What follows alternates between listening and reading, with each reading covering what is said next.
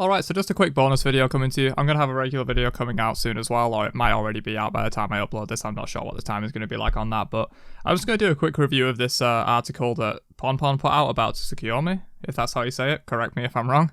I'm not really great with these Japanese pronunciations, but looks like a pretty cool god. I've had like a very brief look through this, but I'm going to read through it in detail and give my thoughts on it and things like that, so yeah. By the way, the teaser trailer, if you haven't checked it out, I might play a clip of it or something, but the teaser trailer looks absolutely amazing. Props to the Hi-Res team on that. It actually looks like a quality product that's representative of the game, instead of just being like some low-budget crap, which a lot of them are, unfortunately, but this one looks really amazing. I've never seen Amaterasu look that good, so yeah.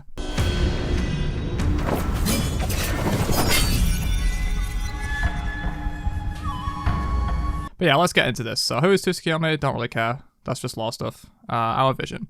So Tsukuyomi himself has a few myths and legends surrounding him. His core mythology focuses around slaying the Ukemochi, if that's how you say it, a food goddess that disrespected him, and the subsequent fallout with Amaterasu, which I think is his sister or his wife or something like that, or both, because mythology gets a bit weird with that stuff.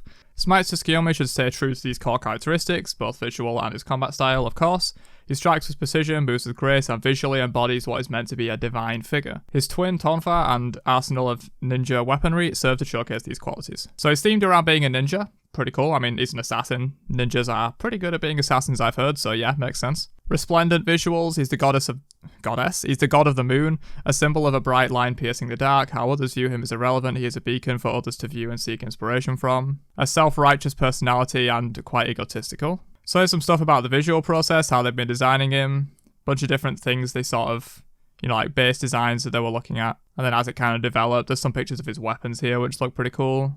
And then sort of I guess this is a final design. Yeah, the final version nails down. So this is like a final design. Let me open this real quick. So yeah, definitely looking really cool. This looks definitely like something out of Final Fantasy, maybe out of Monster Hunter. Some of those like Japanese games that come out of Nintendo and Konami and Capcom and stuff like that. Looks like he's going to have a bunch of different weapons. He's got these dual glaive kind of things. He's going to have shurikens. I think I read somewhere he's going to have caltrops as like traps and things like that. Cool stuff on the armor. So yeah, it looks really good. We'll see how he plays, obviously, but definitely design-wise, they've done a good job with this. He joins the battleground as an assassin, allowing him to play in the jungle and solo roles, which is really interesting. As most of you probably know if you're watching my channel, I'm a pretty big solo main, and jungle's my secondary role, so this god's basically perfect for me, being able to play both those roles. In the jungle, Shingetsu will allow him to clear quickly, while his ranged harassment can put pressure onto your gank target. When it's time to go in, Tsukuyomi can quickly dive onto his target, unleashing a flurry of quick strikes and putting himself near the target to finish the kill. So, from what I've read, he's kind of like a ranged assassin that can also kind of dive in and play close range as well. So his unique gameplay features, a heavy focus on Shingetsu and Mangetsu. I'm very sorry about his pronunciations, as extensions of his power. As Tsukuyomi fights, he gains access to empowered basic attacks, and he uses these weapons to channel forth his other weapons, the shuriken, kusarigama, and caltrops. An assassin with an extra focus on range. Tsukuyomi has more ranged poke than any assassin traditionally would, very cool, including ways to gain strong single-use ranged basic attacks. I love that. I love like where you can sort of like do things to gain like single-use parts of your kit that are like a bonus. That sounds really cool. This flexibility allows him to more directly assist in a fight before finding the right opportunity to dive in like a true assassin. So yeah, he's going to be not a fully ranged assassin, but he's going to have ways to poke and kind of harass people from the sidelines before he decides to pick his target and go in and assassinate someone, essentially. But this is really cool. I made a video recently saying that we should have a ranged assassin in Smite, and while this seems like not a true ranged assassin, he's sort of more of a hybrid.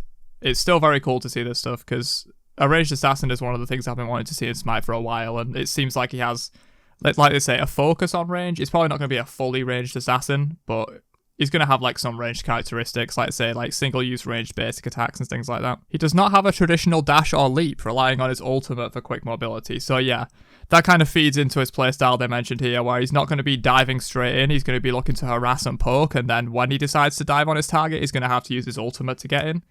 He's not the type that'll just like blink in, harass someone, and then like dash out, because he doesn't have a dash. So he's probably going to be looking to like poke from range and then truly all in with his ultimate. Tsukuyomi can retrieve his shuriken that is stuck in enemies, allowing him to use it again more frequently. So basically like a stinger mechanic from AMC's ultimate there. just like lowering the cooldown if he manages to get a shuriken back. New targeted shape, Crescent, that sounds pretty cool.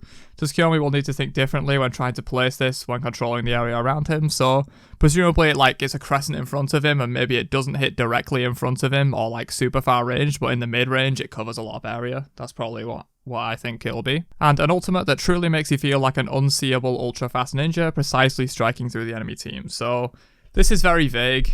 I'm not really sure what this means. It could give you it probably won't give you damage reduction because it's an assassin. Damage reduction's not really something you get on assassins often, but Ravenel has it, so who knows. Or it could be something like you get evasion where people miss you, or you just move insanely fast and people can't hit you. This could mean a lot of things. And yeah, enemies aware, taking a stand against Tsukuyomi will be your last mistake. Tsukuyomi will shine on the battleground of the gods soon enough. So I think this god is dated sometime in August, but we should be seeing more stuff coming out about him in terms of actual gameplay.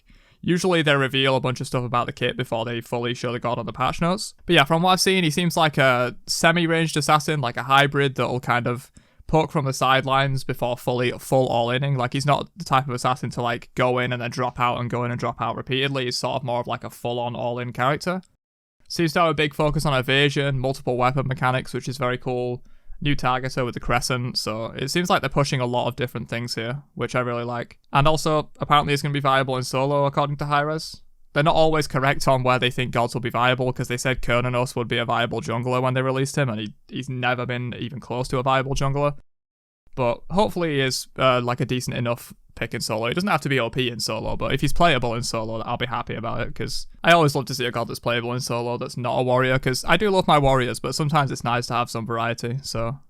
And also, if it's a new god, I want to play them anyway, and if I can play them in solo, that's just better for me. But yeah, it'll probably be primarily a jungler, as most assassins are, but it's exciting to see that he'll potentially be viable in solo, and that Hi-Rez think he will be. But yeah, it looks really cool. I'm really excited to see more stuff about this. If you guys have any theories, because some of this text is very not too revealing, it's very vague, especially this one, an ultimate that makes you feel truly unseeable like a fast ninja. Doesn't really give any actual details about his kit, but it reveals sort of roughly what his ultimate will do. So if you guys have any theories, or if you think you know what this ultimate might be, or any of the other abilities, then let me know down below, because it'll be interesting to read some of your theories. But yeah, catch you guys in another video soonish, or maybe later on, because I'm not sure when this video is going to go live relative to my normal video today. But yeah, I'll see you in a bit. Catch you guys later.